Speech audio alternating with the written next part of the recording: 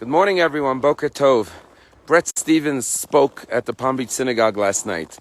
And one of the things he said was that the Jewish people are always remembering the Holocaust. And of course, while it's essential to never forget, we have to make sure that our religion, Judaism, is more than just the fact that we are victims. See, there are so many Holocaust museums, he said. He said, how about a museum dedicated to Jewish ideas, like the idea of the weekend, the day of Sabbath, or the idea of monotheism, one God, or the idea of morality as we know it today, which comes from the Hebrew Bible. Why not give our children and our grandchildren and the world something to be proud of, not just the fact that we were victims. Being victims is not a race we want to win, he said. In this week's Torah portion, we find that before the Jewish people go free from slavery, God says, tell the Jewish people to go to their Egyptian neighbors and ask them for gold and silver. And our rabbis say, why was it important that the Jewish people leave with wealth? Surely all they wanted was to go free from Egypt. They would forgive the wealth. And our rabbis say that God promised Abraham that after you Jews go through the Egyptian persecution, they will go out with great wealth. Why was it essential that they go out with great wealth? Because God didn't want them to go out just physically from slavery. God wanted them to go out emotionally from slavery. And if they go out with a victim mentality, they would carry that with them for the rest of their lives. And therefore they would still be imprisoned and enslaved to Egypt. And therefore God says, let them receive compensation. Let them see how their Egyptian neighbors give them wealth, gold and silver. And as a form of an apology and an acceptance of their responsibility for the oppression of the Jewish people, so that the Jewish people could be free, not just from the physical confinement of slavery, but from the emotional grips of it. And so too, as a Jewish nation, we have so much to be proud of. And even if the world may treat us harshly, we have to remember to never subscribe to that mentality, because if we do that, then we become wounded. And when our children and our grandchildren need positive reasons to be Jewish, not just to carry the memory of the pain and the suffering of our ancestors.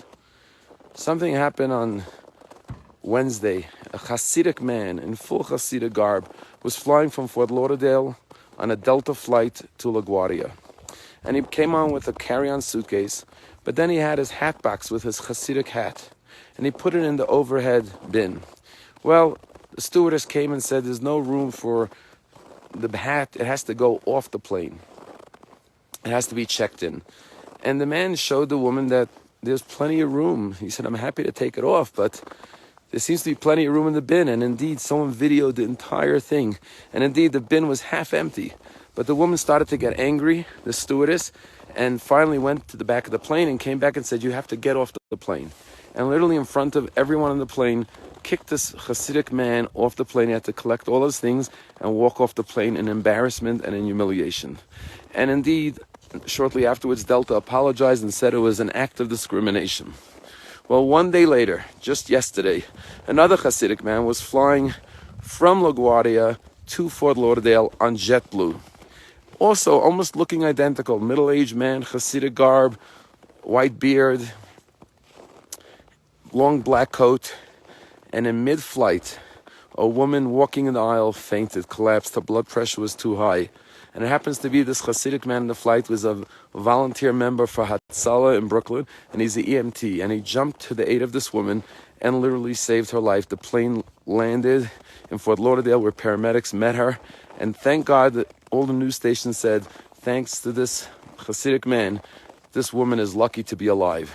And I was so happy to see the second story follow the first story. Because yes, often Jews are the victims of discrimination, of double standards, of being singled out for ridicule or for shame, God forbid. But that's not a badge of honor we want to carry.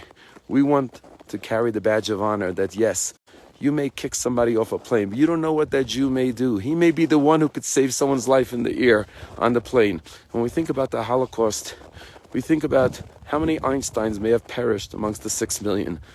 When the world turns against the Jewish people, or for that matter, any oppression, racism, bigotry, hatred, we never know. We may be, God forbid, destroying or harming the very person that may be the one who could save our lives. Humanity has to learn that we all need one another, and therefore we should extend our hands with love and with kindness. I have to say that I've been here in Colorado for a week now. I'm heading back soon. And I have to say that people here in Colorado are very warm. Wherever you go, people are friendly, people are kind, people are thoughtful, people help one another. And I'm inspired not just by the beautiful snow and the beautiful mountains, but by the character of the people here. Let us learn to treat each other with kindness, with compassion. Have a wonderful day.